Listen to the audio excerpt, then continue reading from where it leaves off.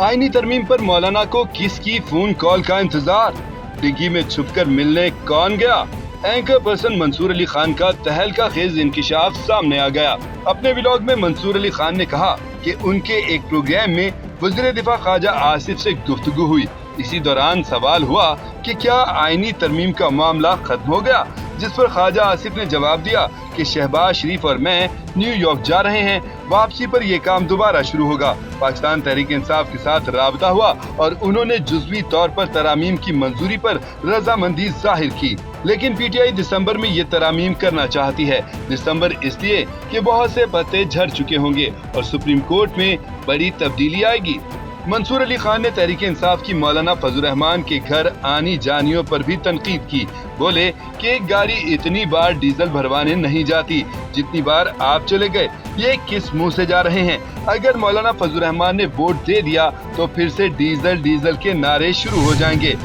आईनी तरमीम, मुस्लिम लीग नून में भी बगावत। मौलाना को किस अहम शख्सियत का फोन आया और मौलाना ने क्या कहा? हामिद मीर के इंकशाफात ने तहलका मचा दिया। एक निजी चैनल के प्रोग्राम में आईनी तरमीम के हवाले से गुफ्तगू करते हुए सीनियर सहाफ़ी हामिद मीर का कहना था कि काफी दिन से लग रहा था कि हुकूमत का होमवर्क कम्प्लीट नहीं है और इस सिलसिले में वज़ीर आज़म शहबाज शरीफ को उनकी कैबिनेट के कुछ लोगों ने वार्न भी किया कि हमें जल्दबाजी में कुछ नहीं करना चाहिए। हामिद मीर ने कहा कि राना सनाउल्लाह ने वज़ीर आज़म को नंबर्स पूरे न होने से पहले ही आगाह कर दिया था और कहा था कि हमारे पास नंबर्स पूरे नहीं हैं, हमें इस आईनी तरमीम की कोशिश नहीं करनी चाहिए। लेकिन कुछ दीगर वफाकी वज़रा ने धूमधाम से ये दावे करने शुरू कर दिए कि हमारे पास नंबर्स पूरे हैं और हम आईनी तरमीम भी करवा ही लेंगे। उन्होंने यहाँ तक कहा कि मौलाना फजल रहमान हमारे साथ हैं और उन्होंने हमें हिमायत का यकीन दिलवाया है। हामिद मीर ने मजीद कहा कि ये जो वज़रा नंबर्स पूरे होने का दावा कर रहे हैं, उन्होंने मौलाना फजल रहमान से बात नहीं की थी बल्कि किसी और से बात की थी। फिर मौलाना साहब को किसी से फोन करवाया और कहलवाया गया कि आपने इस हुकूमत का न सिर्फ साथ देना है बल्कि आपने इस हुकूमत की काबीना में शामिल भी होना है। आईनी तरामीम पर मौलाना हुकूमत और एस्टेब्लिशमेंट के साथ आने वाली मजीद 90 के करीब तरामीम कौन सी हैं? सीनियर सहाफ़ी जावेद चौधरी ने बड़ा दावा कर दिया। जावेद चौधरी के मुताबिक आईनी तरामीम के मामले पर मौलाना फजल रहमान आईनी अदालतों के क़याम पर मान चुके हैं। वो पीटीआई से मिलकर उन्हें खुश करना चाहते हैं। मौलाना फजल रहमान जजेस की तादाद 3 पर रजामंद है, लेकिन हुकूमत 5 जजेस चाहती है। सहाफ़ी के मुताबिक मौलाना फजल रहमान जो कुछ आज कर रहे हैं वो पहले भी कर चुके हैं। मुशर्रफ के दौर में भी सारी हुकूमत मौलाना के घर पहुंची थी। उस वक्त भी सभी मौलाना के पीछे नमाज पढ़ते थे। मौलाना उस वक्त भी सबको काका देते रहे और इनकार किसी को भी नहीं किया। फिर इसके बाद वही हुआ जो परवेज मुशर्रफ चाहते थे। मौलाना ने उन्हें वर्दी में सदर कबूल किया। अब ठीक 22 साल बाद ये किस्त दोबारा टेलीकास्ट हो रही है। आओ दोस्ती कर लें। वज़ीर आला पंजाब मरियम नवाज ने बानी पीटीआई इमरान खान को पैगाम भिजवा दिया। आखिर इसके पीछे कहानी क्या है? सीनियर सहाफ़ी जावेद चौधरी का दिलचस्प तबसरा सामने आ गया। सीनियर सहाफ़ी जावेद चौधरी के मुताबिक वज़ीर आला पंजाब मरियम नवाज को किसी ने पूछा कि जेल में आपके मुखालिफ इमरान खान को तमाम सहूलियात मिल रही हैं, उन्हें रूम कूलर भी दिया गया है, मर्जी के खाने भी दिए गए हैं, ठंडा गर्म पानी और जिम के लिए मशीनें भी दी गई हैं। लेकिन जब आप जेल में थीं तो इमरान खान की जानिब से आपके साथ बहुत ज्यादतियां की गईं। इस बात के जवाब में मरियम नवाज ने कहा कि इमरान खान मेरे मुखालिफ सही, लेकिन उनके साथ कोई जुल्म और ज्यादती नहीं चाहती। उन्हें सारी सहूलियात मिलनी चाहिए, उनका कूलर, टीवी और पंखा बंद नहीं होगा। जावेद चौधरी ने कहा कि वज़ीर आला पंजाब की जानिब से ये इमरान खान को अच्छा पैगाम दिया गया है। तहरीक इंसाफ को इसे मस्बत अंदाज में लेना चाहिए। हुकूमत की छुट्टी, हवाओं का रुख तब्दील। हामिद मीर ने बड़ी खबर दे दी। निजी चैनल के प्रोग्राम में गुफ्तगू करते हुए सीनियर सहाफ़ी हामिद मीर का कहना था कि राना सनाउल्लाह ने वज़ीर आज़म को नंबर्स पूरे ना होने से पहले ही आगाह कर दिया था। मौलाना फजल रहमान ने भी उन्हें दिखा दिया कि आप समझते हैं कि मैं एक टेलीफोन की मार हूँ तो देख लें कि किस को मार पड़ती है। मौलाना फजल रहमान का मौक़िफ़ है कि अब जस्टिस काजी फायज़ ईसा को रिटायर होने दें, इसके बाद आईनी तरामीम कर लें। हामिद मीर ने कहा कि पीपल्स पार्टी और नून लीग के اندر بھی تحفظات تھے۔ نون لیگ کے 3 سینیٹرز بھی اپنی قیادت سے پوچھتے رہے کہ آئینی ترامیم کے 3 ڈرافٹس میں سے اصلی ڈرافٹ کون سا ہے۔ تینوں سینیٹرز کو سخت جواب دیا گیا کہ آپ کو صرف ووٹ دینا ہے۔ تینوں سینیٹرز پارلیمنٹ ہاؤس چھوڑ کر لاجز میں آ گئے اور دھمکی دی کہ ہمارے ساتھ ایسا آمرانہ رویہ رکھا گیا تو استعفیٰ دے دیں گے۔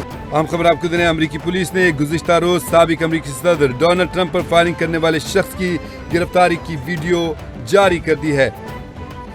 ویڈیو میں پولیس کی جانب سے فوٹیج میں حملہ آور ریان ویزلے کو حراست میں لیتے دیکھا جا سکتا ہے۔ آپ کو بتائیں کہ ٹرمپ پر قاتلانہ حملے کی کوشش کرنے والے مشتبہ شخص کو مارٹن کاؤنٹی سے گرفتار کیا گیا ہے۔ مارٹن کاؤنٹی سے پکڑے جانے والا یہ مشتبہ شخص گولف کورس میں فائرنگ کے بعد اپنی رائفل چھوڑ کر بھاگ گیا تھا۔ مبینہ حملہ آور فرار ہوتے ہوئے پیچھے 2 بیگ، رائفل اور کیمرہ بھی چھوڑ گیا تھا۔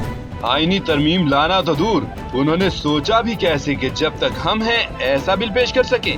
وزیر اعلیٰ خیبر پختونخوا علی امین گنڈا پور نے کھڑا کر دیا۔ رحمت للعالمین صلی اللہ علیہ وآلہ وسلم کانفرنس سے خطاب کے بعد میڈیا سے گفتگو کرتے ہوئے علی امین گنڈا پور نے کہا کہ آئینی ترامیم لانے والوں کو شرم آنی چاہیے، ہم انہیں کامیاب نہیں ہونے دیں گے۔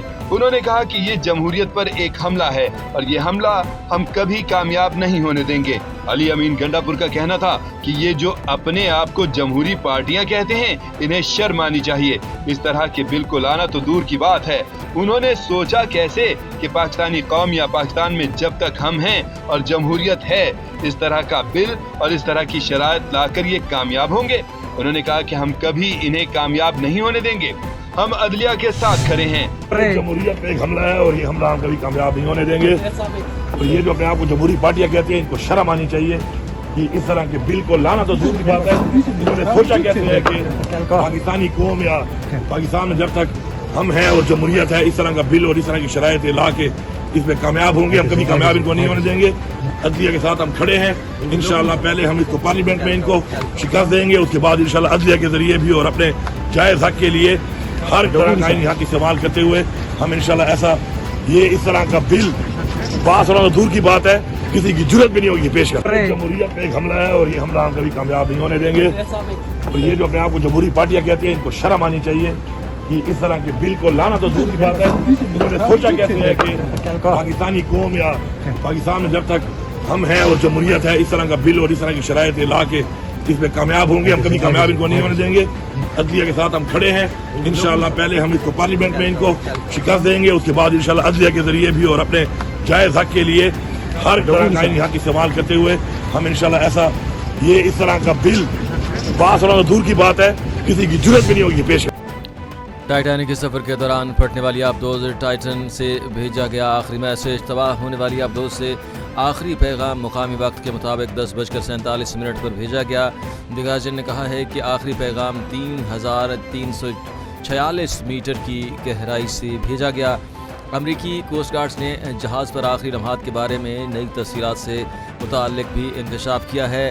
دی گارجین نے لکھا ہے کہ آبدوز کا رابطہ منقطع ہونے سے پہلے بھیجا گیا ٹیکسٹ میسج تقریباً 1 سال کے بعد سامنے آیا ہے۔ رابطہ ختم ہونے سے پہلے آخری ٹیکسٹ میسج میں کہا گیا یہاں سب ٹھیک ہے۔ بدقسمت آبدوز میں 5 مسافر سوار تھے، زیر آب ہونے کے باعث مواصلاتی مسائل کا سامنا تھا۔